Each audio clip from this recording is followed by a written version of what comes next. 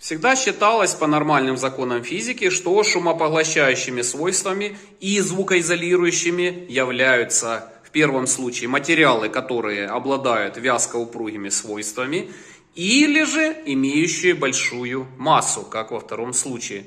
Однако некоторые проектанты у застройщиков считают по-иному. У них пенопласт видно между перегородкой, между квартирами, какая конструкция стены. Полнотелый кирпич в четверть кирпича, прослойка из пенопласта 5 сантиметров и дальше еще пол кирпича. И проектанты почему-то считают, что пенопласт вдруг начал являться шумоизолирующим материалом. Вот такой вот момент. Интересно, в каких ГОСТах, СНИПах и других нормативных документах пенопласт стал являться шумопоглощающим и шумоизолирующим материалом. Интересно, кто-то знает об этом? Мне лично неизвестно.